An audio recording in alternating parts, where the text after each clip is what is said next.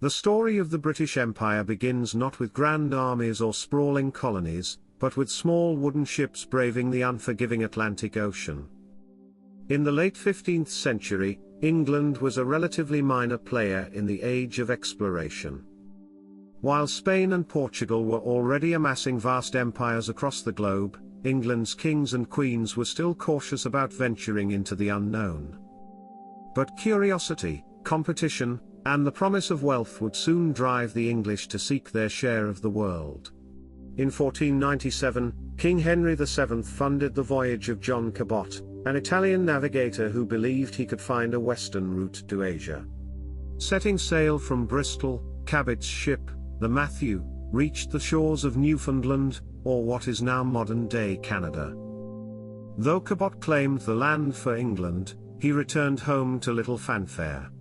His second voyage in 1498 vanished without a trace, and with it, England's early ambitions for colonization seemed to fade. Yet Cabot's journey marked the first English attempt to explore the New World, a small but significant start. For nearly a century, England watched from the sidelines as Spain and Portugal reaped the riches of the Americas. That changed in the 16th century under the rule of Queen Elizabeth I. Known as the Virgin Queen, Elizabeth was determined to challenge Spain's dominance on the high seas. In this era, English sailors like Francis Drake, Walter Raleigh, and John Hawkins became both explorers and privateers, legalized pirates tasked with raiding Spanish ships and settlements. Francis Drake, knighted for his daring exploits, became the first Englishman to circumnavigate the globe between 1577 and 1580. His voyage was as much about plundering Spanish treasures as it was about exploration. Drake's successes proved that England could compete with its European rivals. One of the most ambitious figures of Elizabethan England was Sir Walter Raleigh. A favourite of Queen Elizabeth, Raleigh dreamed of founding an English colony in the New World. In 1585, Raleigh funded an expedition to establish a settlement on Roanoke Island, located off the coast of what is now North Carolina. The expedition, led by Sir Richard Grenville and Ralph Lane, faced numerous hardships. The settlers were unprepared for the challenges of the New World. Food supplies ran low. Conflicts with Native American tribes, such as the Secotán, escalated. When Francis Drake stopped by Roanoke in 1586 after raiding Spanish colonies, the struggling settlers abandoned the colony and returned to England. Determined to succeed, Raleigh sent a second group of colonists to Roanoke in 1587, led by John White. This time, the settlers included women and children, a sign that England hoped to build a permanent colony.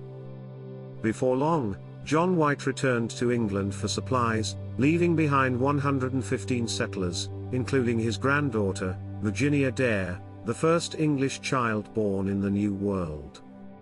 However, White's return to Roanoke was delayed for 3 years due to England's war with Spain, the Spanish Armada in 1588.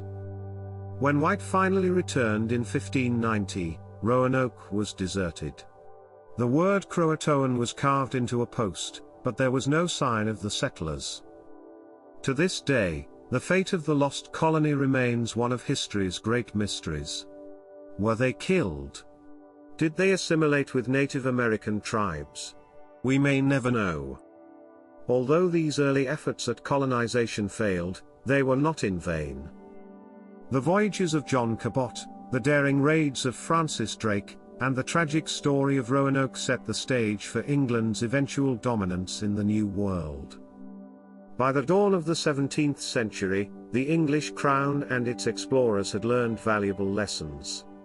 Colonization required more than just adventurers, it required planning, supplies, and a sustainable economy. With this realization, England turned its focus to a new opportunity, the founding of Jamestown in 1607. It would mark the beginning of a more successful, and ultimately transformative, era of colonization.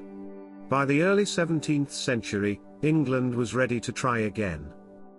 The failures of Roanoke were a distant memory, and new opportunities beckoned in the fertile lands of North America. This time, England was determined to build colonies that would not only survive but also thrive. In 1606, King James I granted a charter to the Virginia Company of London, a joint stock company tasked with establishing a settlement in the Americas. In December of that year, 3 ships, the Susan Constant, the Godspeed, and the Discovery, set sail with over 100 settlers aboard. After 4 grueling months at sea, they arrived in the spring of 1607, selecting a marshy site on the banks of the James River in modern-day Virginia. They named their settlement Jamestown in honor of King James I. The early days of Jamestown were anything but easy. The settlers were unprepared for the harsh realities of their new home. Disease spread quickly in the swampy terrain, food supplies ran dangerously low, and relationships with the Powhatan Confederacy, the Native American tribes of the region, were tense. John Smith, a bold and determined leader, stepped up to bring order.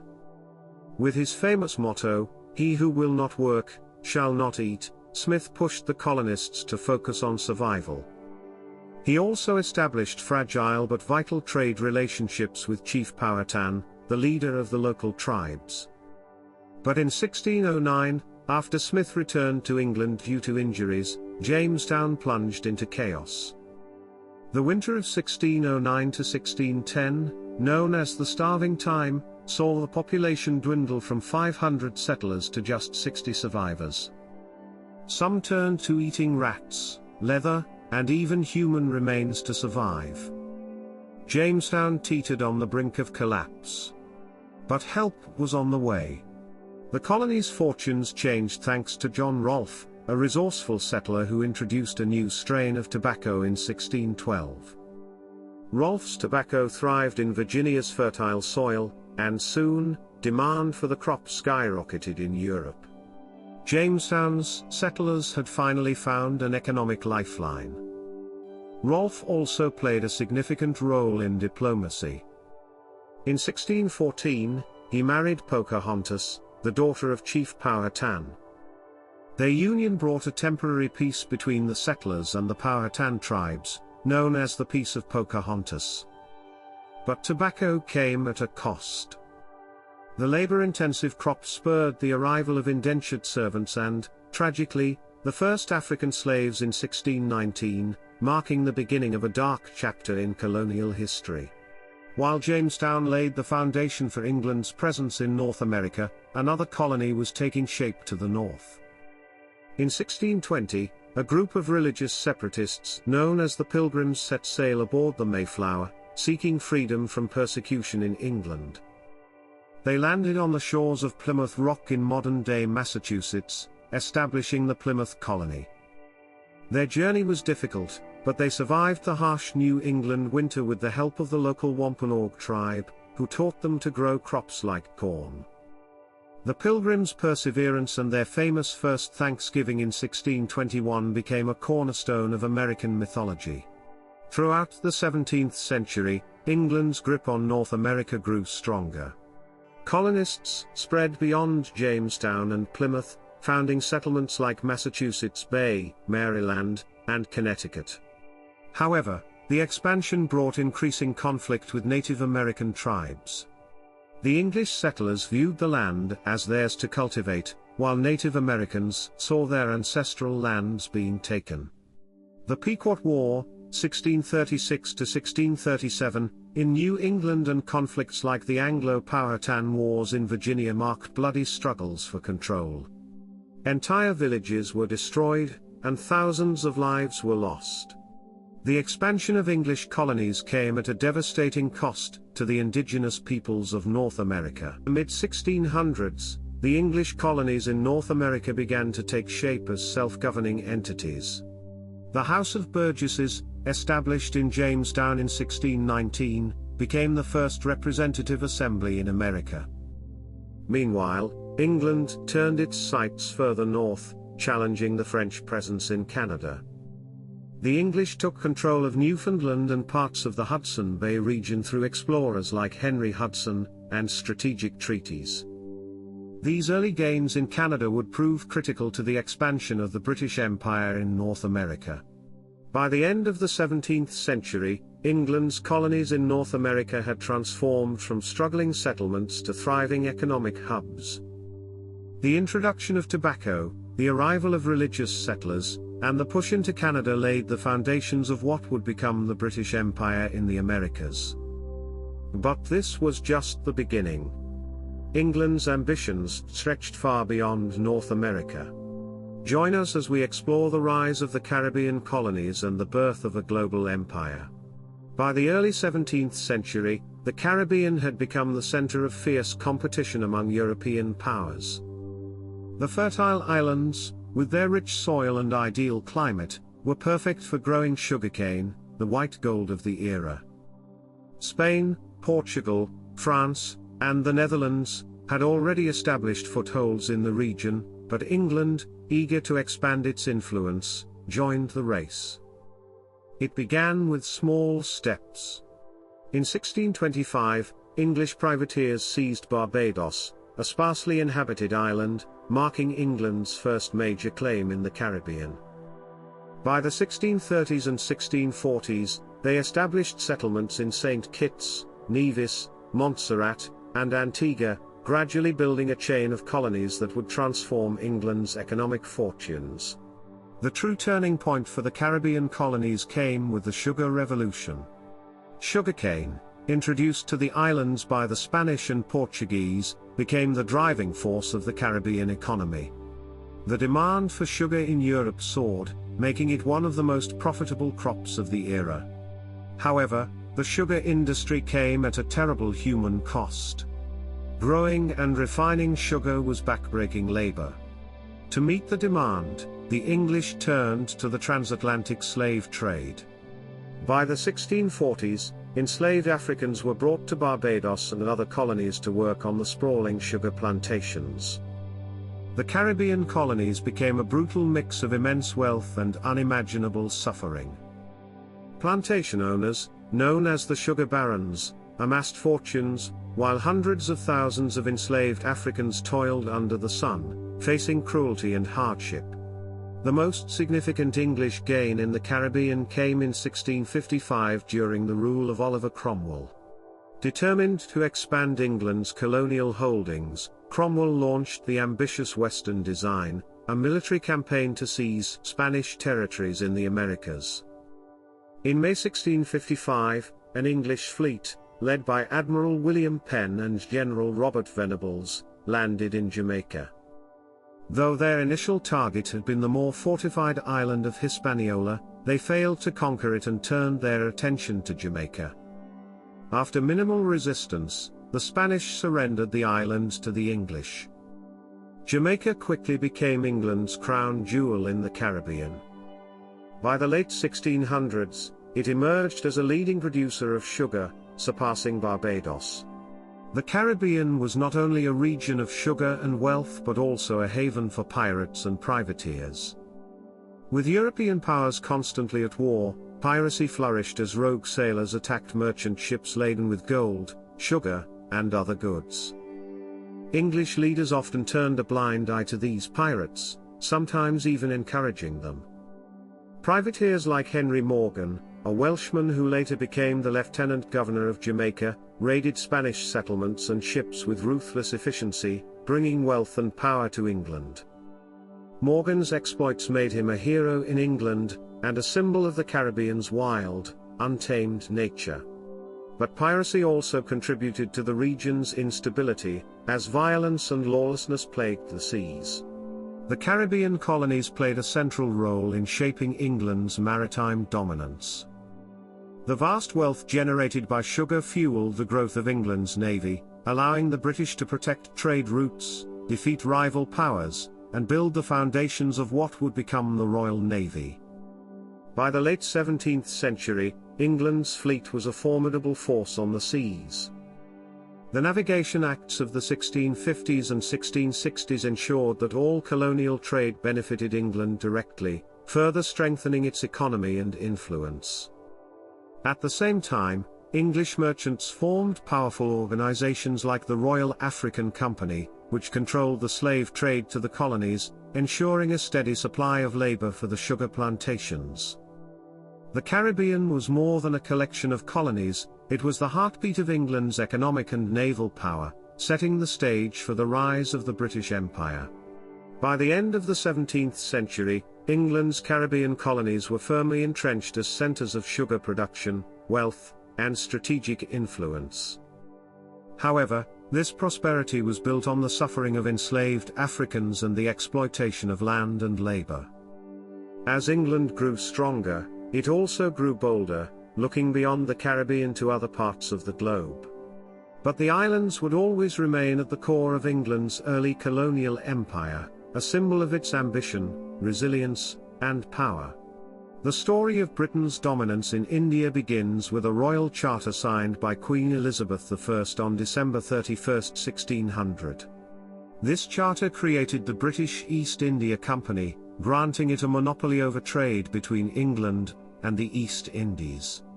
At the time, India was a fragmented land of powerful kingdoms, thriving trade networks, and rich resources.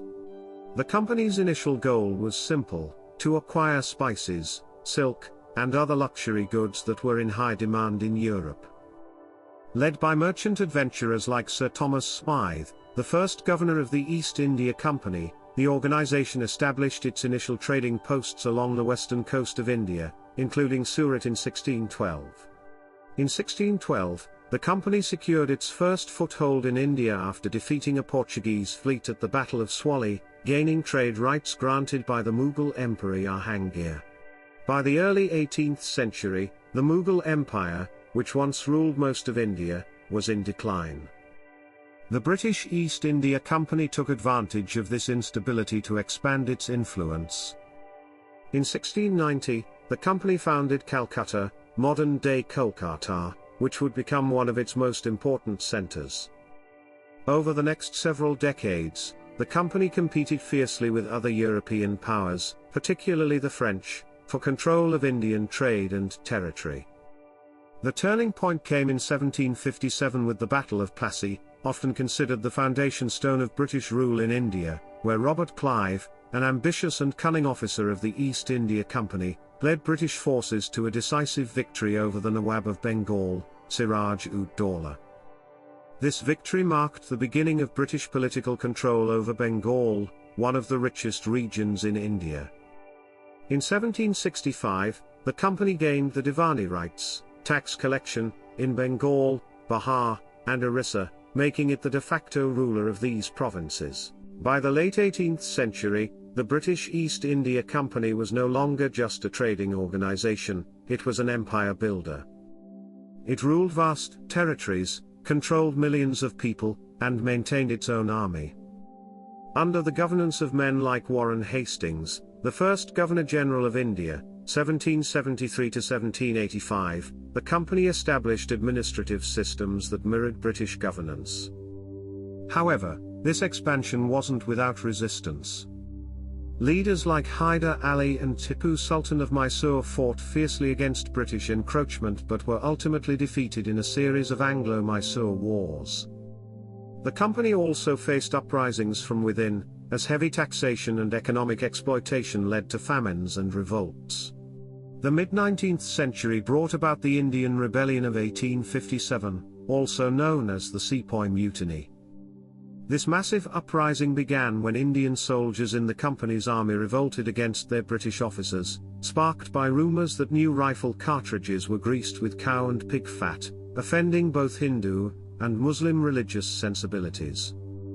The rebellion quickly spread across northern and central India, with cities like Delhi, Kanpur, and Lucknow becoming major centers of resistance. Leaders like Rani Lakshmibai of Jhansi, and Bahadur Shah Zafar, the last Mughal emperor, emerged as symbols of Indian defiance. Although the rebellion was ultimately crushed by the British, it marked the end of the East India Company's rule. In 1858, the British Crown took direct control of India, establishing the British Raj. With the establishment of the British Raj, India became the jewel in the British Empire's crown. Over the next century, the British implemented vast administrative, legal, and infrastructural changes, building railways, telegraphs, and modern educational institutions. However, these developments came at a cost. India's wealth was drained to fuel Britain's industrial revolution, and Indians faced systemic racial discrimination. By the early 20th century, nationalist movements began to rise, led by figures like Mahatma Gandhi, Jawaharlal Nehru, and Subhas Chandra Bose. The independence movement gained momentum after World War II, and on August 15, 1947, India was finally freed from British rule, marking the end of nearly 200 years of colonial dominance. The story of the British East India Company and the British Raj is one of transformation. What began as a modest trading company became one of the most powerful entities in history, shaping the destiny of a subcontinent. But the cost of empire was high, leaving behind a legacy of exploitation and resistance that continues to shape the modern world. By the late 19th century, Africa had become the new frontier for European imperial ambitions. Known as the Scramble for Africa, this era was defined by fierce competition among European powers to claim and control vast territories on the continent.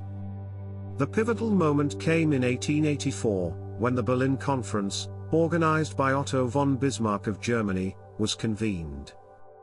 Representatives from Britain, France, Germany, Portugal, Belgium, and other European nations gathered to decide the future of Africa. The conference established rules for colonization and divided the continent among the colonial powers, without consulting a single African leader. Britain emerged as one of the biggest beneficiaries, securing key regions like Egypt, Sudan, South Africa, and modern-day Kenya, Uganda, and Nigeria. The Suez Canal, controlled by Britain after 1882, became a critical lifeline for the empire, connecting Europe to India, and the rest of Asia. Southern Africa became a vital region for the British Empire, not only for its strategic location but also for its vast reserves of diamonds and gold. The discovery of diamonds in 1867 near Kimberley and gold in the Witwatersrand region in 1886 fueled a rush of British settlers and investors. Cecil Rhodes, a British businessman and imperialist, played a central role in expanding Britain's influence in southern Africa.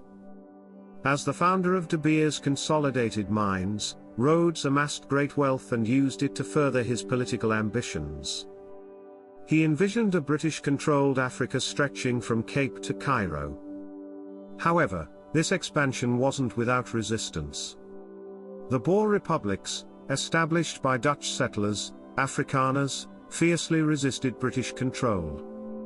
The tension culminated in the Boer Wars.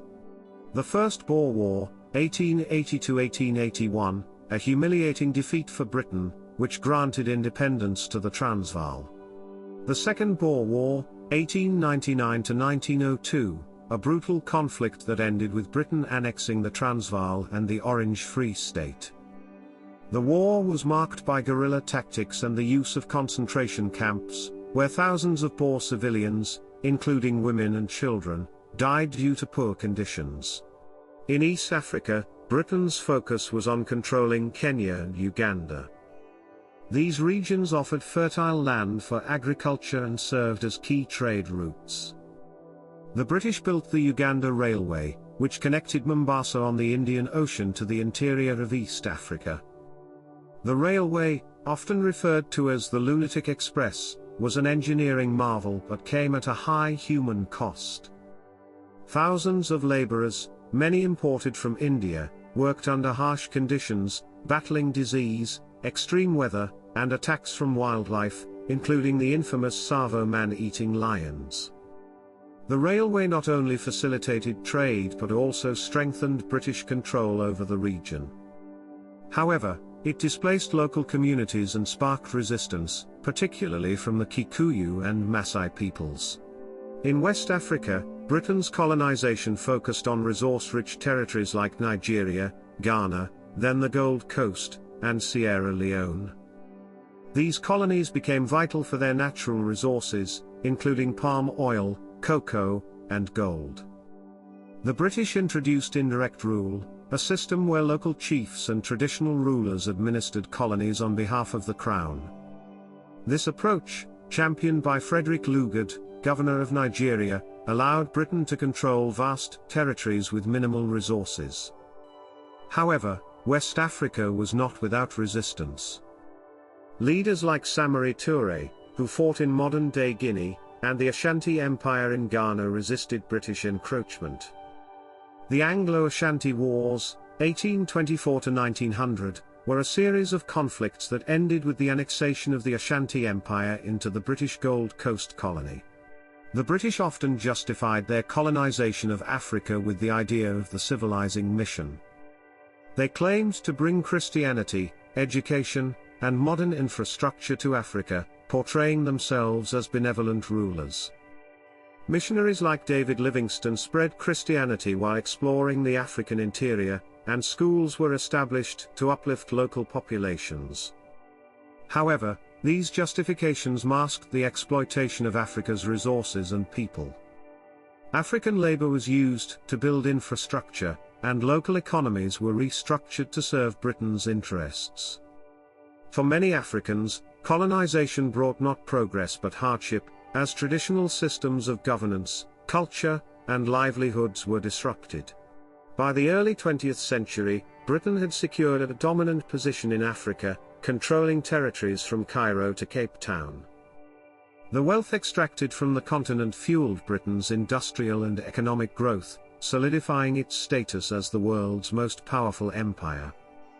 But the legacy of colonization was one of exploitation, displacement, and resistance, a legacy that continues to shape Africa's modern history.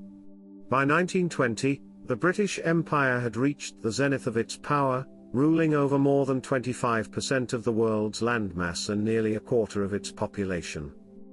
It spanned continents, with colonies and dominions in Africa, Asia, the Americas, and the Pacific. This was the era when Britain was often referred to as the empire on which the sun never sets. At its peak, the empire included territories such as India, often called the jewel in the crown.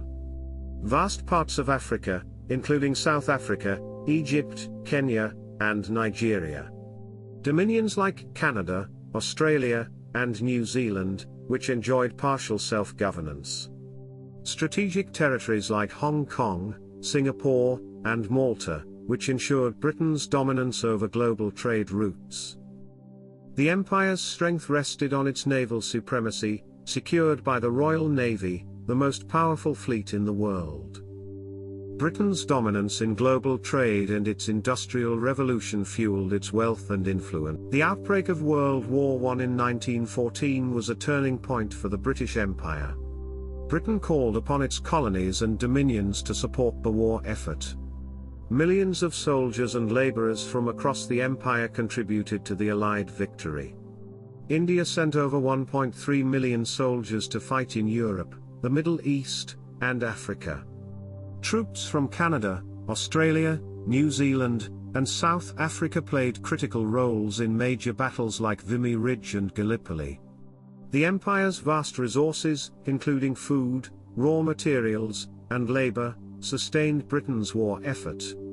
However, the war also exposed the strains of empire. Colonies began to question their loyalty to Britain, especially as promises of greater self-rule made during the war were often ignored.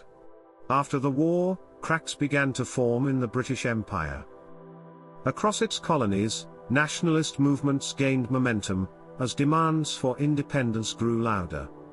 In India, the Amritsar massacre of 1919, where British troops killed hundreds of peaceful protesters, galvanized the independence movement. Ireland saw the rise of the Irish Republican Army, IRA, leading to the partition of Ireland in 1921 and the creation of the Irish Free State. In Egypt, protests and uprisings led to nominal independence in 1922, although Britain retained control over the Suez Canal. The interwar years revealed the growing tension between Britain's desire to maintain control and the colonies' push for self-determination. World War II marked another critical chapter for the British Empire. Once again, Britain relied heavily on its colonies and dominions to fight the Axis powers. Troops from India, Africa, Australia, Canada, and the Caribbean played crucial roles in battles across Europe, Asia, and North Africa. However, the war placed an enormous strain on Britain's economy. By 1945, Britain was deeply in debt, and its ability to maintain control over its vast empire was severely weakened. Over 2.5 million Indian soldiers fought in the war, making it the largest volunteer force in history. African troops supported British campaigns in North Africa. Canadian and Australian forces were instrumental in key battles like D-Day and the Pacific Campaign. The Atlantic Charter, 1941, signed by Winston Churchill and Franklin Roosevelt, emphasized the right of all peoples to self-determination, a promise that colonies would not forget. The Quit India movement, 1942, led by Gandhi, demanded immediate independence from Britain. World War II marked the beginning of the end for the British Empire. Britain emerged victorious but too exhausted to hold its colonies. The post-war years saw the rapid dismantling of the British Empire. India became the first major colony to gain independence in 1947, but this came at a high cost. The partition of India and Pakistan led to one of the largest and bloodiest migrations in history. 1947, Indian independence and partition. 1957, Ghana became the first African colony to gain independence, inspiring a wave of decolonization across the continent. 1960, the Year of Africa, when 17 African nations, including Nigeria and Kenya, gained independence. 1980s, the handover of Rhodesia, now Zimbabwe, and the independence of Belize and other Caribbean territories. Despite the loss of its colonies, Britain maintained a symbolic connection through the Commonwealth of Nations, a voluntary association of former colonies. The British Empire may have formally ended, but its legacy continues to shape the modern world. From the spread of the English language to legal systems, education, and parliamentary governance, the empire left its mark on every continent. However, the darker legacy of colonization, economic exploitation, cultural disruption, and political instability remains a contentious issue. Many former colonies still grapple with the consequences of British rule. The rise and fall of the British Empire is a story of ambition and contradiction, of progress and exploitation. It is a history that continues to resonate in our globalized world. The British Empire's journey from global dominance to dissolution is one of the most remarkable stories in history. It reshaped the world, for better or worse, leaving behind a legacy that remains deeply intertwined with our present.